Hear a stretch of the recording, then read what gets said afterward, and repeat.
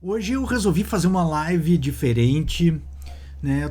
Resolvi falar a respeito de o passado, o presente e o futuro dos direitos naturais e da lei natural. Faz horas que eu não faço lives aqui no Instagram, faz bastante tempo. O Instagram tá insistindo aqui, me convidando para fazer live. Eu resolvi fazer essa live, mas eu vou fazer um negócio diferente hoje. A minha ideia... Oi, tudo bem? Boa noite pro pessoal que tá entrando aí. A minha ideia hoje é conversar a respeito sobre o passado, o presente e o futuro da lei natural e dos direitos naturais, mas a ideia não é fazer um negócio assim, uma aula a respeito, como normalmente são os meus vídeos.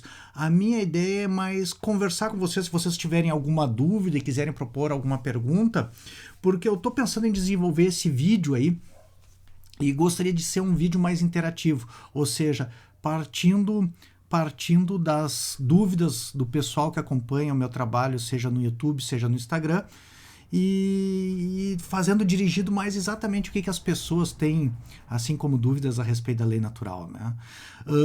Eu estou lançando esse livro, né? A Justiça e a Lei Natural, em John Finnes, e em função disso eu tenho feito uma série de vídeos sobre lei natural, né? Tenho feito uma série de vídeos, estou com vários vídeos aqui em edição.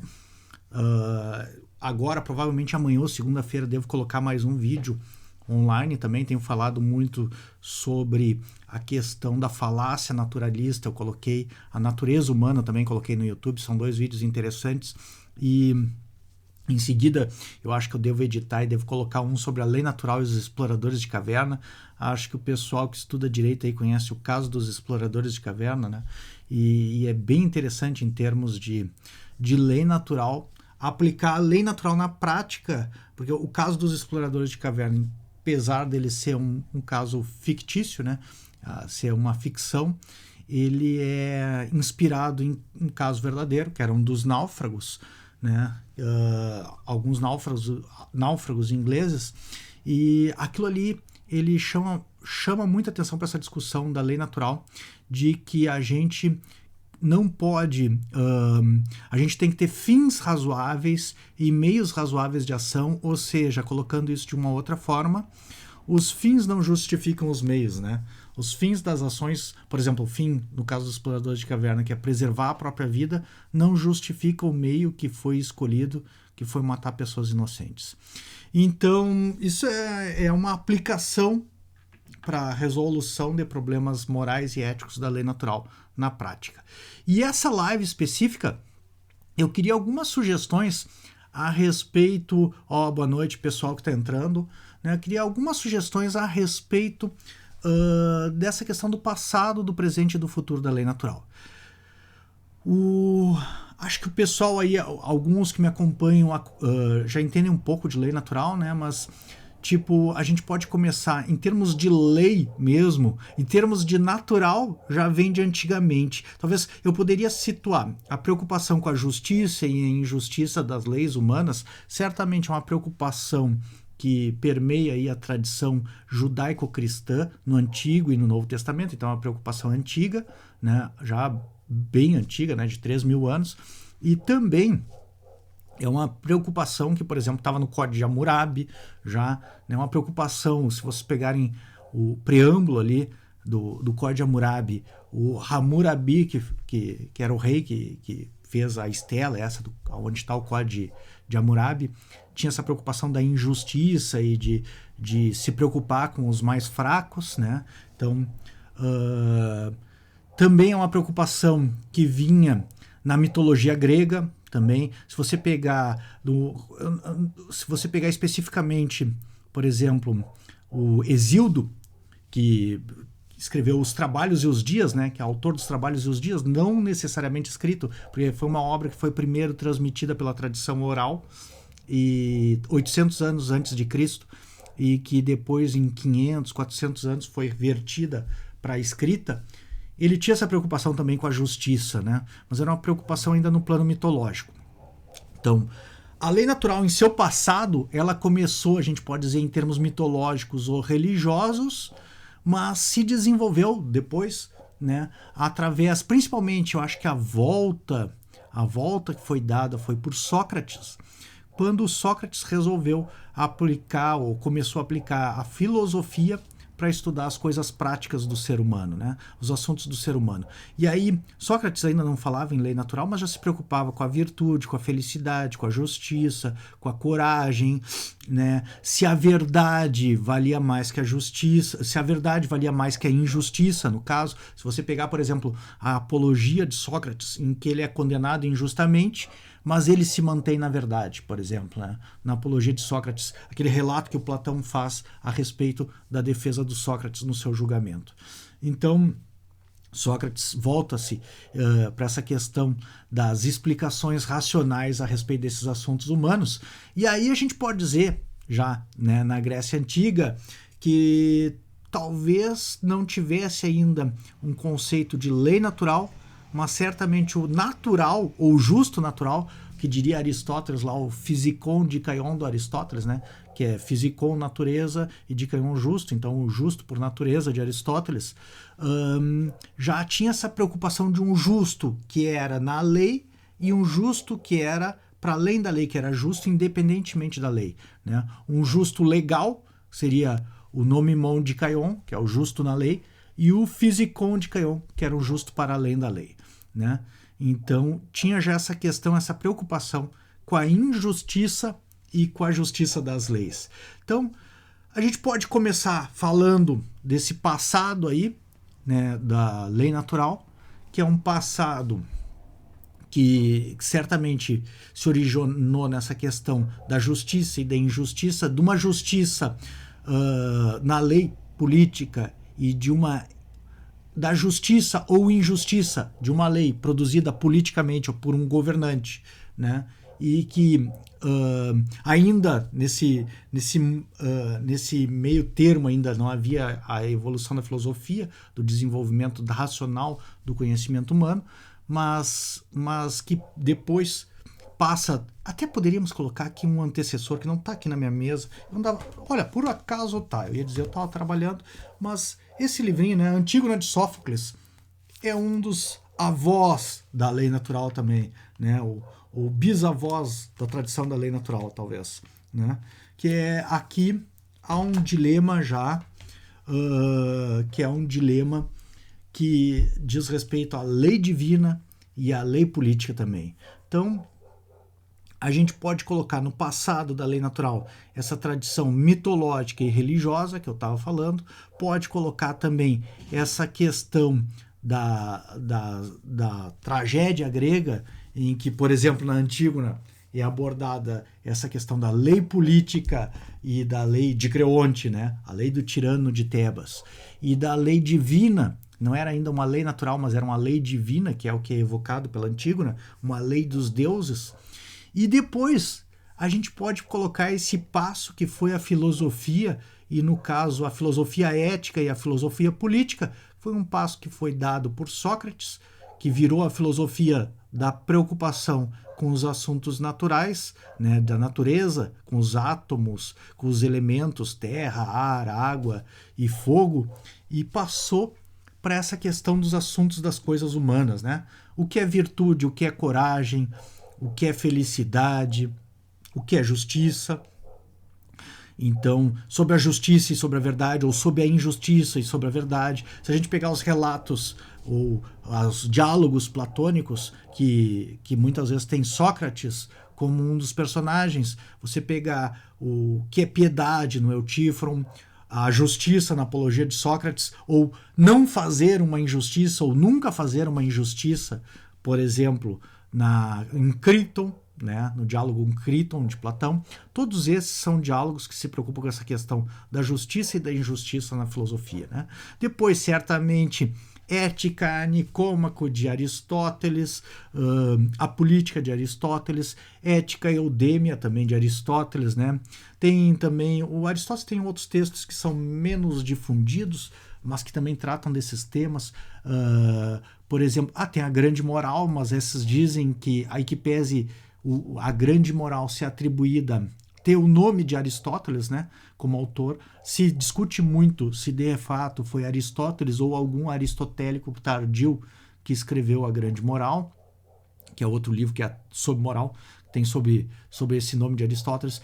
Tem as constituições em que o Aristóteles debate especificamente, eu acho que chegou aos nossos tempos apenas a Constituição dos Atenienses, em que o Aristóteles debate que tipos de constituições que foram tidas, né, na Grécia e conhecidas. No caso, a Constituição dos Atenienses, o Aristóteles discute como Atenas foi regido e começa com Drácon, né? Faz um tempo que eu li, mas se eu não me engano começa com Drácon. E a Constituição draconiana, né? Em que quem devia... Aliás, isso é um negócio interessante, porque já é uma questão de justiça, em que pese hoje em dia Drácon e uma lei draconiana, a gente entender que seja alguma coisa excessivamente severa. O Drácon foi associado à severidade, né? Por exemplo, um contrato ou uma cláusula contratual draconiana é uma cláusula excessivamente severa, né? E isso é interessante porque na época, quando o Drácon fez a sua lei, era uma lei que buscava ainda humanizar o direito da Grécia, porque quem devia na época pagaria com a própria vida as dívidas. E o que Drácon fez? Diz assim, ó, em vez da pessoa morrer porque está devendo, a pessoa vai perder a sua liberdade. Então, na época, era uma evolução, inclusive em termos de direitos humanos, né? Entre morrer e se tornar escravo do credor, né? Acreditou-se na época que era melhor se tornar escravo do que morrer, né? E aí isso criou uma situação que é contada, aí começa com a legislação de Drácon, que é contada na Constituição dos Atenienses por Aristóteles, né, que é relatada, e depois avança lá a Constituição dos Atenienses.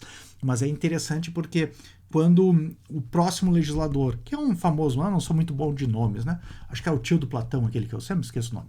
Quando o próximo legislador assumiu, a situação é que alguns poucos cidadãos eram livres e muitos eram escravos em Atenas em função das dívidas. Então o legislador resolveu perdoar as dívidas e libertar os escravos, esses que eram escravos em função das suas dívidas, né?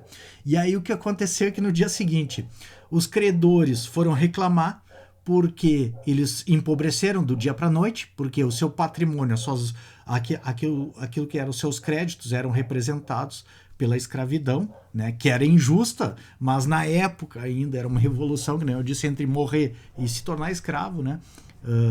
Aconteceu que eles empobreceram, mas o que é curioso é que os escravos também foram reclamar com eles, porque os escravos gregos foram libertados, mas ao mesmo tempo eles não tinham patrimônio, não tinham como se manter, e agora teriam que dar conta das suas próprias manutenções, né? Então isso foi um problema.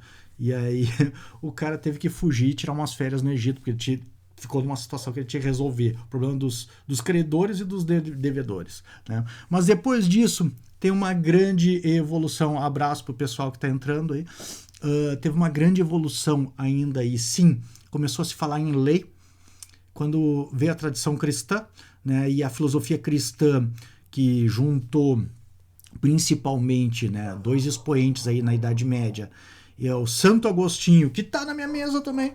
Por acaso está o livre-arbítrio aqui na minha mesa também. O Santo Agostinho. E o livre-arbítrio, o Santo Agostinho vai falar das leis já, inclusive. E Santo Tomás de Aquino, né?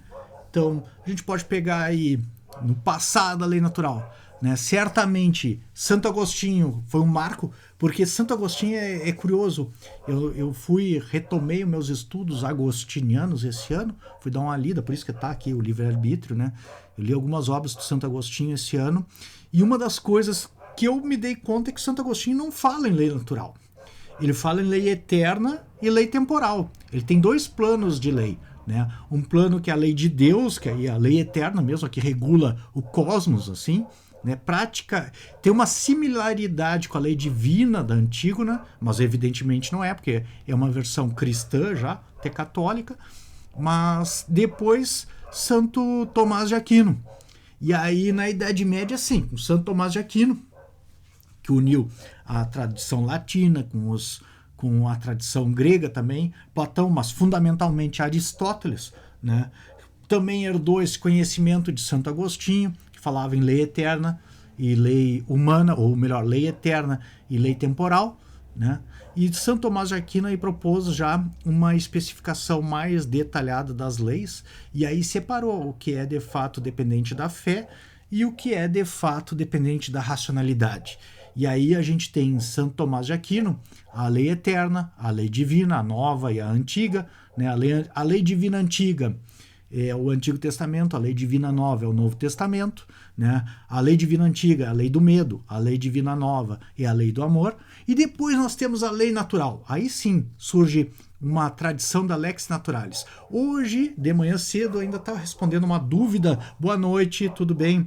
Eu estava respondendo uma dúvida no YouTube que o pessoal estava trocando o conceito de lei natural com direito natural, porque a tradição do direito natural é uma tradição iluminista, liberal, né? Começou-se a se falar em direitos subjetivos, nos direitos que as pessoas têm, mais recentemente,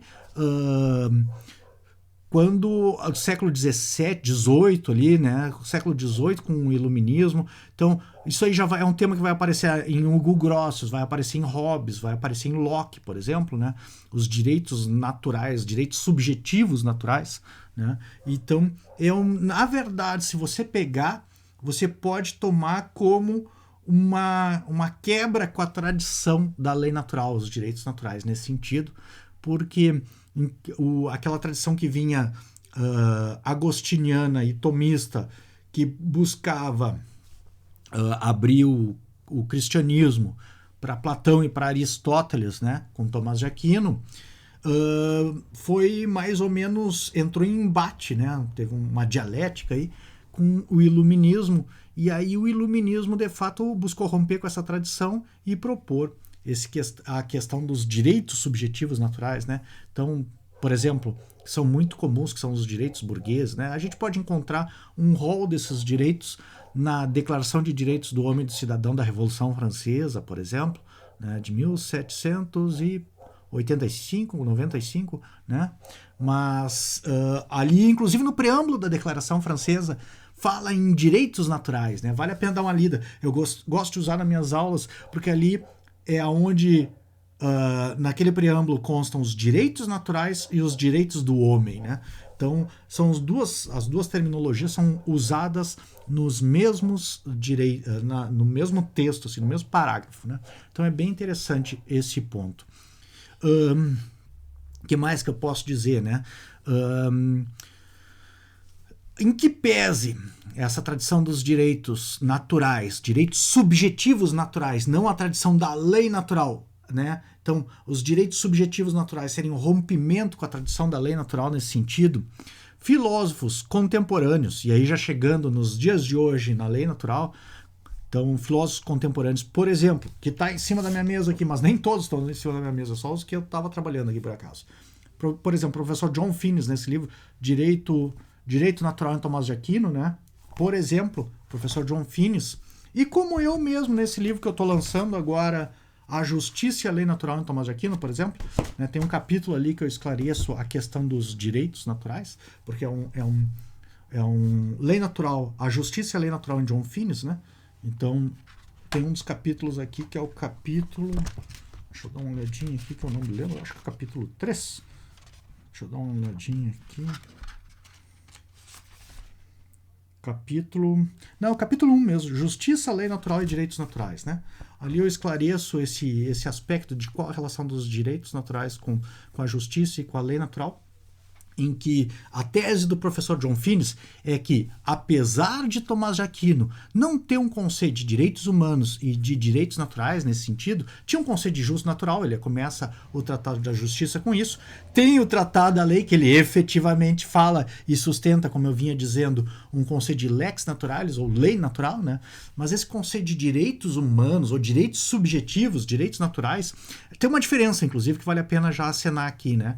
Que é a diferença do physikon de Caillon, do ius naturale e dos direitos naturais. Porque se você pensar, o professor John Finnis, no Lei Natural e Direitos Naturais, ele deixa bem claro isso, né?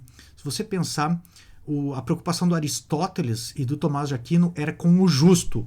O que é justo? E justo envolve duas coisas.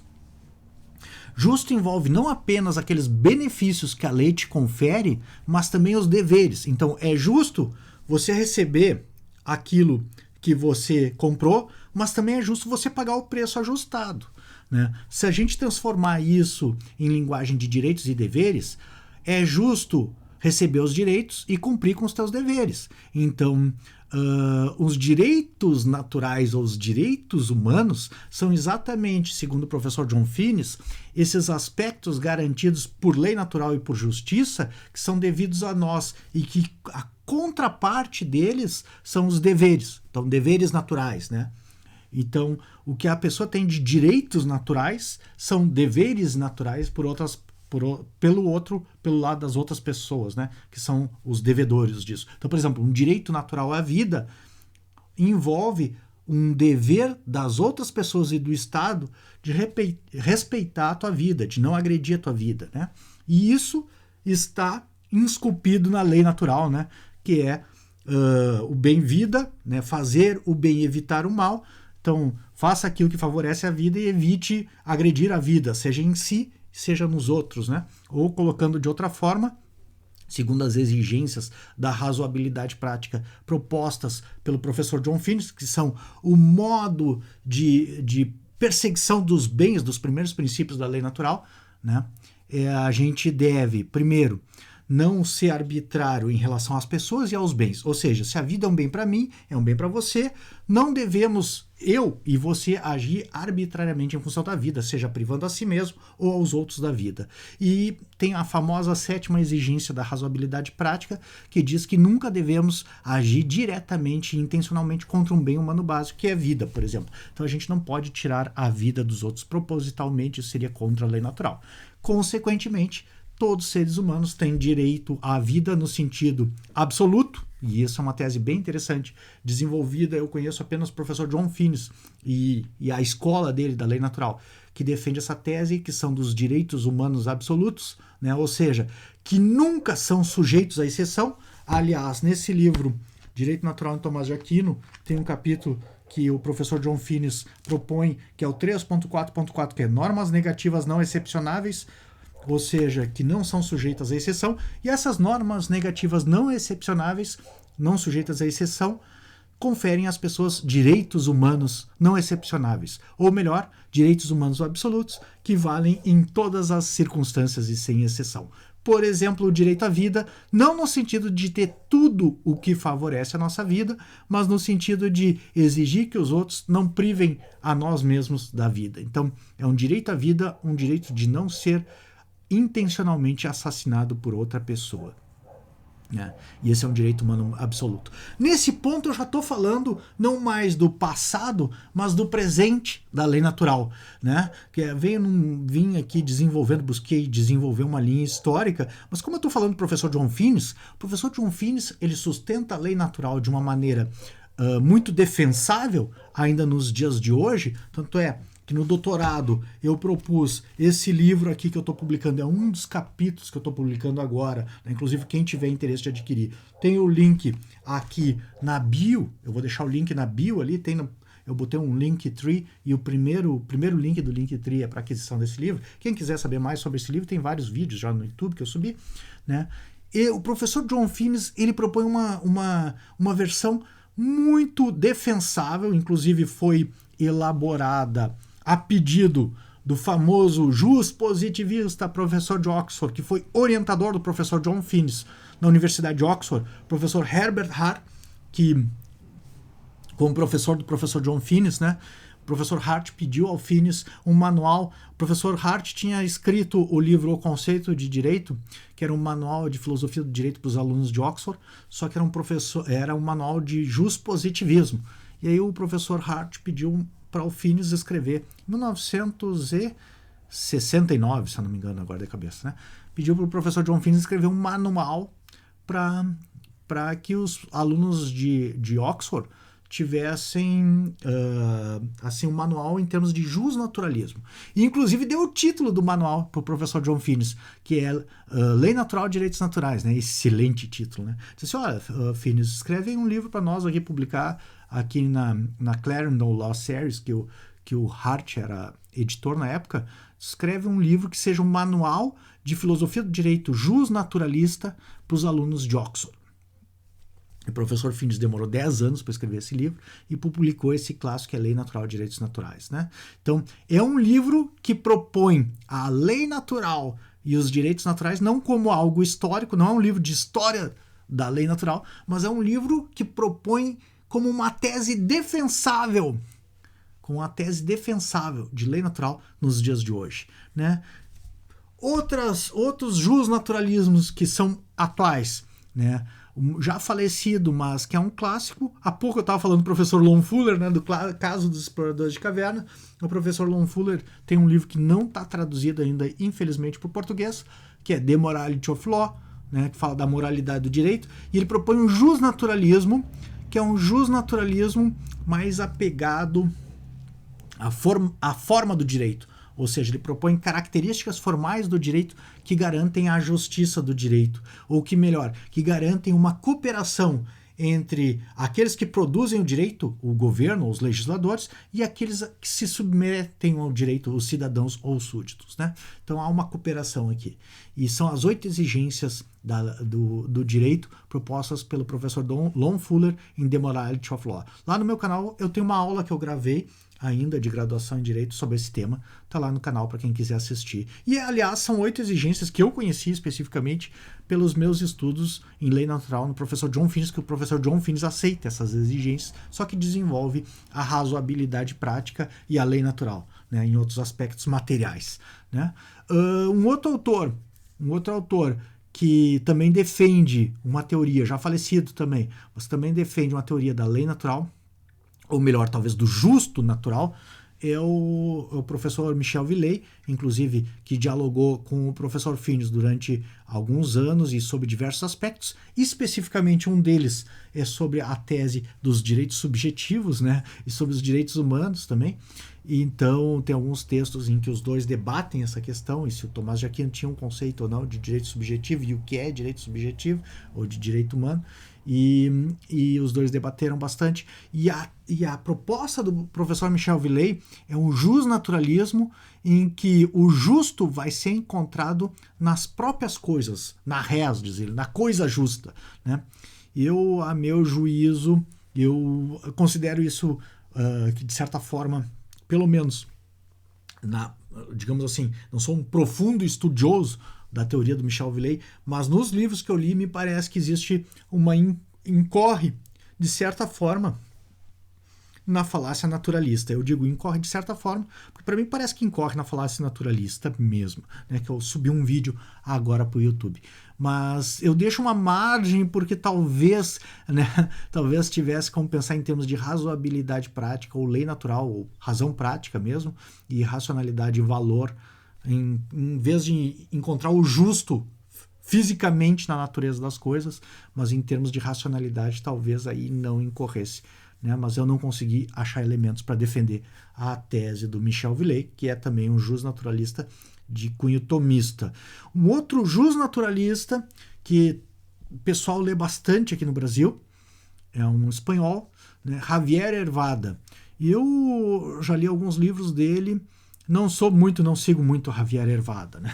Também, né? Acho ele tem muito uma questão. Eu li um livro que é sobre. Eu li 2 livros, um propedêutico, acho, jurídica, que é um livrão grande, mas achei assim que ele fica muito correndo atrás do rabo. E li um outro livro menor que eu achei mais interessante, mais objetivo, mas discordo da tese dele também, que é o direito. Agora eu não me lembro, né?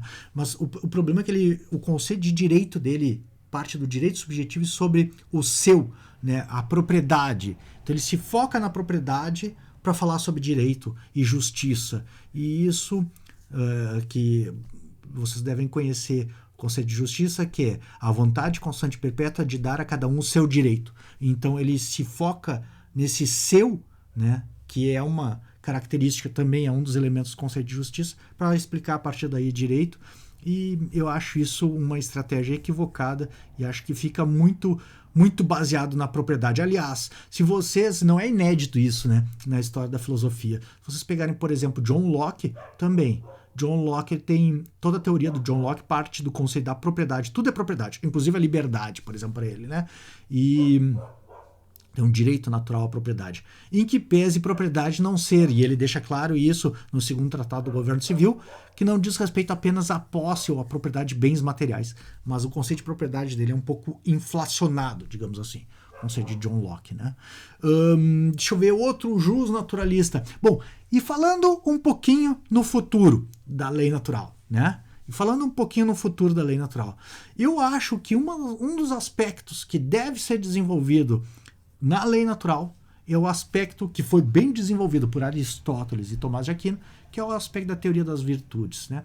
Eu tenho visto vários esforços aqui no Brasil. Eu mesmo sou um professor e um pesquisador que me esforcei tanto para propor uma teoria da virtude e uma teoria ética, né, em termos de virtudes éticas propriamente ditas, né? Não apenas a razoabilidade prática ou a prudência, mas as virtudes éticas propriamente ditas, para complementar a teoria da lei natural, que é um aspecto que o próprio professor John Finnes, não está aqui na minha mesa, na segunda edição do Natural Law and Natural Rights, do Lei Natural e Direitos Naturais, ele mesmo considera que ele poderia ter desenvolvido um pouco melhor essa questão das virtudes, né? Então eu acho que esse é um aspecto que a teoria da lei natural em seu futuro vai ter que reencarar, porque historicamente Aristóteles já fez muito bem isso, Tomás de Aquino fez muito bem isso, mas a gente precisa de uma teoria das virtudes para a sociedade atual, né? O que é virtude na sociedade atual? Quais são as boas características que a gente pode esperar de uma pessoa bem informada em termos éticos, ou o que diz respeito à felicidade dela, ou melhor, em termos políticos? Quais são as boas características, o que é um bom cidadão na nossa sociedade atual, né? O que é o bom cidadão? Então, encerrando essa live aqui, né? Eu gostaria, que nem eu disse, essa live é mais uma questão de preparar um futuro vídeo a respeito desse tema, né? Eu deixo uma boa noite, um bom sábado aí, e amanhã um bom domingo para o pessoal que está assistindo, né? Foi bem agradável reencontrar os amigos nessa noite de sábado para conversar a respeito da lei natural, e acho que o futuro da lei natural está exatamente no desenvolvimento desse aspecto das virtudes e da teoria ética. Então, se vocês tiverem alguma sugestão, eu pretendo gravar um vídeo em que eu vou ou fazer uma live de repente de 1 hora a respeito desse tema. Se vocês quiserem, né, contribuir comigo, eu vou ver se eu consigo deixar esse vídeo disponível aqui no IGTV. Comentem o vídeo para mim, dando sugestões de temas, tanto para que eu grave uma aula a respeito desse tema, que é o passado, o presente e o futuro da lei natural, quanto também sugestão para outros vídeos, né? Se vocês quiserem perguntar a respeito de algum tema também que eu tratei aqui no vídeo, que eu possa desenvolver mais profundamente, estou disponível. Encerrando já, eu gostaria só de lembrar então que eu estou lançando essa obra, que é A Justiça e a Lei Natural, no professor John Finnes, né? É uma obra que eu busquei fazer de caráter didático, introdutório ao professor John Finnes. Em realidade, quando eu defendi o meu doutorado, minha tese foi aprovada com louvor, e eu recebi uma bolsa para publicar esse livro, né? Então eu recebi uma bolsa para publicar esse livro pela PUC. E o que acontece? Eu, em vez de publicar, eu ia publicar toda a tese, mas eu disse assim, pô, vai ficar um texto meio grande e vai ficar um texto muito genérico, um texto muito acadêmico. E eu achei mais interessante pensar um capítulo da tese. Então é uma obra com 108 páginas, que representa apenas um capítulo da minha tese, mas que tem esse caráter didático de fazer uma introdução à teoria da lei natural do professor John Finnes, tá? Eu abordo os temas fundamentais aqui para a compreensão da teoria da lei natural e abordo eles de um tema didático. Falo a respeito da justiça, da lei natural, dos direitos naturais, falo a respeito da lei natural. E nesse capítulo 2, eu comparo a lei natural com lei eterna, lei divina e lei humana, porque eu considero que hajam muitos equívocos confundindo a lei natural com algo que depende da fé. E segundo Tomás de Aquino e segundo John Finnes, a lei natural é algo da razão e racionalidade, não é uma questão de fé. A lei divina é uma questão de fé, mas a lei natural é uma questão de racionalidade. No capítulo 3, eu falo sobre o conteúdo material da lei natural, e eu uso aqui a lista de bens humanos básicos que o professor John Finnes desenvolveu mais recentemente na sua obra, porque nos livros aqui publicados no Brasil a tradução de Lei Natural e Direitos Naturais foi feita com base na primeira edição de 1980, e esse texto foi desenvolvido nesse aspecto depois disso, e nós não contamos com esse texto em português. Então, nesse livro eu apresento essa versão mais atualizada já, né, que foi desenvolvida a partir de 1980, eu acho que até 2000, 2011, publicaram a segunda edição. E depois falo das exigências da razoabilidade prática, e um outro tema bem interessante é o princípio supremo da moral. Fala, Elton. Leandro, uma sugestão que eu tenho é que o senhor faça uma live em horário em que as pessoas assistam mais as suas lives. Pode deixar, Elton. Acho que segunda-feira eu vou fazer live. É que você não pegou o começo dessa live. Na verdade, fazia um tempo que eu não fazia live no Instagram, e aí o Instagram me convidou para fazer essa live. Tá? Foi interessante, eu recebi. O Instagram começou a me mandar essa semana lembretes para mim fazer essa live. Então, na verdade, eu só estou fazendo um teste aqui de live, né? Não é uma teste sobre algo, né? Não é uma live. Eu vou tentar deixar esse vídeo aqui no IGTV, tá? Se tu quiser ver o começo. Mas, na verdade, essa live, ela não é exatamente uma live que eu costumo fazer, nem uma aula, nem um bate-papo, mas foi só por convite do Instagram, tá? E tipo assim, foi só para mim. Depois, se você quiser deixar se eu conseguir deixar esse vídeo aqui, ou você quiser entrar em contato e me dar sugestões, eu quero gravar ou fazer uma live, ou gravar um vídeo, ou as duas coisas, sobre esse tema. Então eu só queria sugestões de vocês, sejam de autores que falam da lei natural nos dias de hoje, que eu não tenha mencionado, seja de temas que vocês consideram interessantes para serem desenvolvidos ainda na lei natural. O professor John Finnis, por exemplo, uma das teses que tem nesse livrinho aqui que eu estou publicando, é que o professor John Finnis tem uma teoria da lei natural que é sobre lei natural, né? Não é sobre as virtudes éticas. Então, um dos aspectos que eu acho que devem ser desenvolvidos no justnaturalismo é esse aspecto ético, das virtudes éticas, né? Uma teoria das virtudes para os dias de hoje. Isso é um tema que eu acho que ainda merece ser desenvolvido nos dias de hoje na lei natural. Mas eu gostaria da sugestão de vocês, que vocês podem deixar no comentário do vídeo. Muito obrigado mesmo, né? Foi um vídeo aqui, eu nem fiz roteiro, e os livros que eu mostrei para vocês aqui estavam em cima da minha mesa aqui, que são os livros que eu estava trabalhando, por um acaso aqui, né? Então, estavam em cima da minha mesa aqui, né? Então, não preparei nada, nem fiz roteiro para essa live, foi mais ou menos algo espontâneo, e na verdade é uma live buscando fazer futuramente uma live, né? Ou gravar futuramente um vídeo ou uma aula. Então, conto com a sugestão de vocês e a participação. Um bom fim de semana para vocês. Vou encerrando aqui, que eu já estourei o meu tempo da live agora. A minha família já deve estar me esperando aqui para janta. Um bom fim de semana. Abração para todos vocês.